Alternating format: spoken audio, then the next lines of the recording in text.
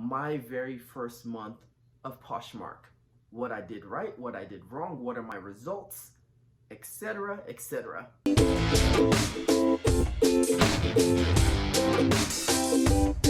Hey guys, it's Holland here from where the helicopter parent meets the Papa Bear.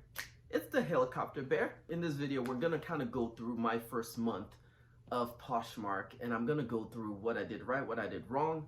Is Poshmark a viable option for a part-time or full-time job? I'm gonna go through my stats of what I made in my first month, and then I'm gonna give you the different things that I use to help with sales and everything. So let's begin. First of all, I actually do have a full-time job. I am a graphic designer for a hospital.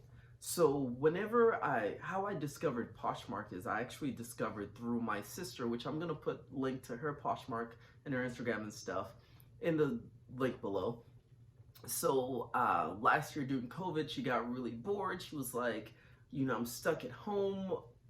What can I do to just kind of like make extra money since I have a lot of extra time? She started Poshmark, showed me her results, and so I was like, okay, well, since my job moved from being in the office to just being at home, maybe I can do the same thing. After watching a lot of videos of a lot of awesome people who did not have a marketing background, a bunch of moms, a bunch of dads, a bunch of people who want to do this on the side, and they started making really amazing money. But as I said, they didn't have a marketing background. So I decided, let me try and experiment. What would happen if somebody, someone like me who has 10 years marketing, what would happen if I decide to get into Poshmark? So starting off, let me be very, very clear. I knew nothing about Poshmark. Zero. I knew nothing about fashion. This sweater might look pretty cool.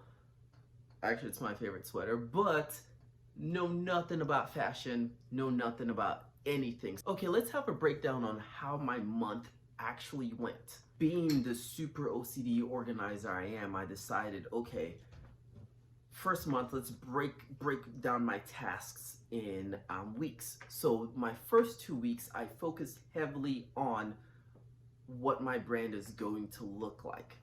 Some people are on Poshmark mainly to, just sell off old clothes and stuff like that. I told myself, let me look at it from the perspective of as if I'm starting my own business, my own shop on Poshmark. So instead of using my own name, I came up with a brand, aka the Helicopter Bear, which, as I said, it's the helicopter parent meets the Papa Bear. Because I am the father of a very, very, very awesome, amazing toddler. But I'm also a helicopter parent-ish, and then I'm also a Papa Bear. But we love to have fun and all that stuff. But anyway, let's get back to this. So a lot of people think whenever you're building a brand, it's kind of like get a logo, slap it on there, you're done. A brand isn't just a logo. A brand is sort of like, what's the feel of everything you want to have? What are your colors? What do you want the outside world to perceive? Your company, your store, your this, your that. So week number one was me kind of building through what my brand is, and my brand basically, in a nutshell, is, I'm a dad. I'm an expert at giving horrible parental advice, for one, and I'm also just casual dad who works from home and decided, I'm kind of bored, so let me sell some stuff. In further videos, I'll kind of like break down the science of building a brand and building a shop and building community and stuff like that. But so that was pretty much week number one, was building that brand, deciding what social medias that I want to be on. I kind of only want to focus on Poshmark, and I want to focus on Instagram, because remember guys, I do have a full-time job, so I can't give a lot of time to Poshmark, which you're going to start seeing that further on as I explain sort of how I got my sales, how I got this, how I got that. April 7th 2021, that's when I actually logged into Poshmark and opened up a store. And so this timeline is from April 7th to May 7th, 2021. Simultaneously, I actually created a brand new Instagram for my Poshmark because I have my own personal Instagram, and I just didn't want to include my brand onto this because I wanted to keep it separate, because I didn't want, remember, I'm starting off from fresh. So I didn't want to have any other influences from the rest of the stuff I do in life onto this, because I just want to build up something new. Now, starting off, I decided, what are gonna be my goals for this first month? Number one, I needed a main focus. I know a lot of people sell a lot of different things on Poshmark, from, clothes, shoes, accessories, home decor, etc., etc. I decided to skip out on the clothes, unless it was, baby clothes, because on my store I do have toddler clothes that were just my daughter's old clothes. And the reason I decided to skip out on clothes is adult clothes are really, really weird, because you mostly need a tape measure to be like, hey, even though this is men's medium, you're gonna have to measure, the shoulder length. You're gonna have to measure this and measure that and all of that stuff. And all that stuff seemed, a little bit extra for me particularly, because I don't have that much time. I wanted something that was like kind of like fast, quick, that I could do, post up. So my main focus, apart from kids clothes, because kids clothes are super easy, because it's like, hey, this shirt is 3T. I mean, here you go. But so my main kind of like goal, my main niche is gonna be shoes. I wanted to focus on shoes because shoes are super easy. You look at the shoe, you can be like, hey, this is a men's 13. The only time it gets complicated is if you're doing like, heels or like, boots and everything. So men, women, children shoes. Number two, another goal I wanted within that first month was for Poshmark's algorithm to kind of really kick in. You kind of have to be active, and in order to show you're active, it means 50 or more listings. So my main goal was, within that first month, I wanted to get 50 or more listings, so that algorithm can start kind of like boosting me and then being like, hey, look at my stuff, look at my stuff, look at my stuff. Number three goes up to the hierarchy. Is Poshmark, a viable option for me to like make side money and stuff like that? Would this be a really good thing that I can keep on doing, or is this just like a 1 month type of experiment? Within that 2 weeks, so I think about week number 2, that's when I started to focus on what my inventory, is gonna look like. What's my overhead gonna look like? So, I started shopping around, started thrifting, started doing this, started doing that. Found some really amazing, thrift places that made my overhead weirdly very, very, very low. I think my inventory with each and every shoe, it averaged out to be about, I think like $250, not $250, but $2.50 per shoe. So, that's kind of helped me gear towards like, this might be viable because the overhead is very, very super cheap. The resale world is actually, it's really, really fun. Going sourcing and stuff like that was actually really, really fun. So, another one of my secret goals was to not be bored. And I have really, really cool methods that help me find if something is actually worth it to me. And in further videos, I can go into more details. Like if y'all want more details, put in the comments below. I can go into more details. But I use a variety of apps to help me out. Google Photos helps out a lot, because the Google Photos actually has a feature that if you take a picture, it shows online where you can find it.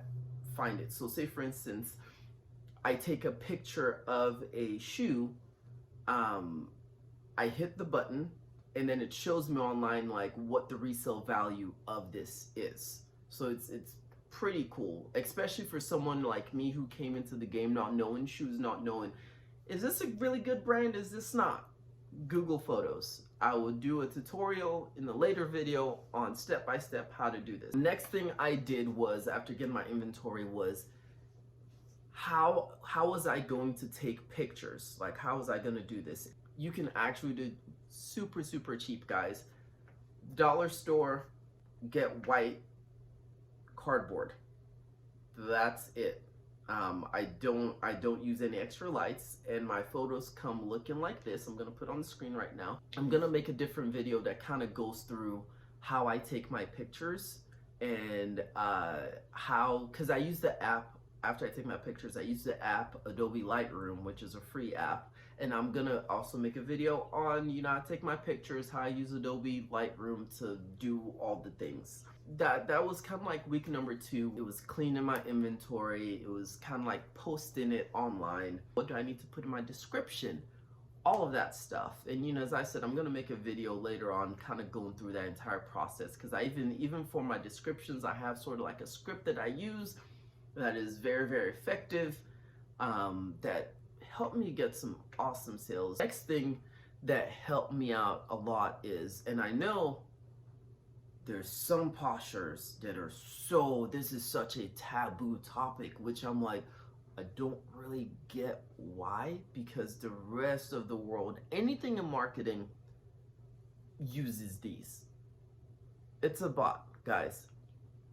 Using a bot is not a big deal. Using a bot incorrectly, that's the big deal. So for instance, look at it this way. Even though Poshmark says, hey, we don't really want you to use bots, but the thing is, when you use a bot, you get more sales. When you get more sales, Poshmark makes more money. So do you see how this goes? That yes, they have to say we don't want you to use this, but at the same time, they're very lenient on how you use your bot. And if you use a bot properly and correctly, they don't care, because you're bringing them more money. For a week, I used one bot. Another week, I used another bot. And the bot that I actually started off was Simple Posher.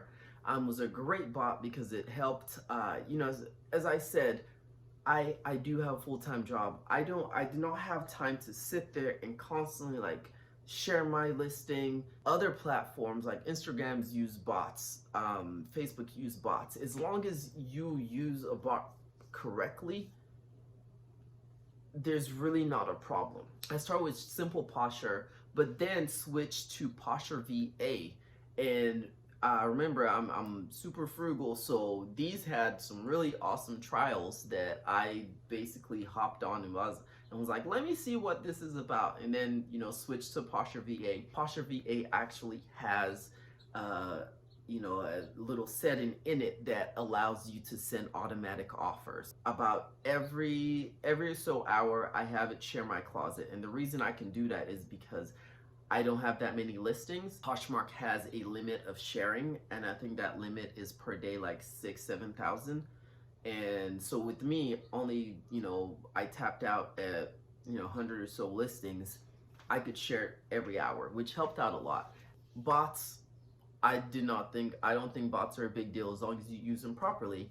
I'll make another video on what my bot settings are, how I use a bot, how I use it and not, you know, not to get flagged, how I use it to enhance my store instead of you know, use it like how some other people use it, which is very slimy and schemy. And you know, of course I can see why some people don't want to use bots, but it's such a lot of work to share your closet, to send offers, to do all of this whenever you can easily get a bot. Some people use you know, virtual assistants and stuff like that, and I'm gonna tell you right now, if you use a virtual assistant, that virtual assistant is most likely using a bot to share your listings. Simultaneously, I started building up an Instagram, and I started like, you know, reaching out to different people, you know, asking questions and stuff. I'm gonna leave a link to my Instagram, you know, below if you want to follow me, if you want to interact with me. I'm still working on it, still building it up and stuff. If you want to see the cool, goofy things that my family does, if you want horrible parenting, you know, advice, hit me up on Instagram. So now let me show you all of my results. The dollar amount in sales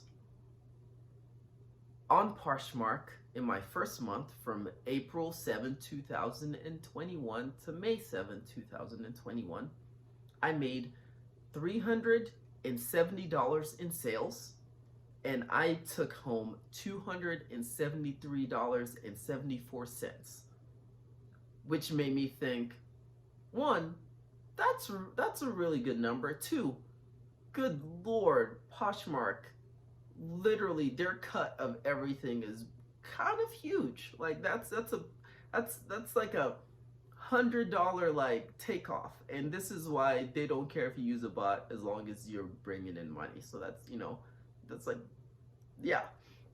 So other stats is days to ship. I usually ship within 24 hours because I work from home, and also there's a post office 0.5 miles down the road from me. But you know, it's a big thing. Make sure once you sell something, make sure you package it up, take it to the post office. People love fast shipping, helps you out. I had 9 ratings, and of 9 ratings, and I had a 4.7 stars. I had 4.7 stars out of 5. And I had, the reason I had that is because I had 1 2-star review, which I'm very, very salty about, because whenever I take pictures and whenever I clean my shoes and stuff like that, just a little rant that I'm going on, I make sure I check every single thing. I make sure, you know, I take pictures of, if it has a blemish, I make sure I take pictures of that. This 2-star review, I'm not gonna name any names or anything like that, but this person said that one of the shoes, you know, was cracked, which I made sure I checked, you know, everything, and then later on came back and turned it to a 1-star review after they warm, you know, like after like 2 weeks later, I guess they'd warm and the shoe fell apart, and they were like, oh, you get a 1-star, which makes no sense to me, that you can just go in, you know, after you wear something and like, you know, give a 1-star review like weeks later. Makes no sense. Poshmark fixed that.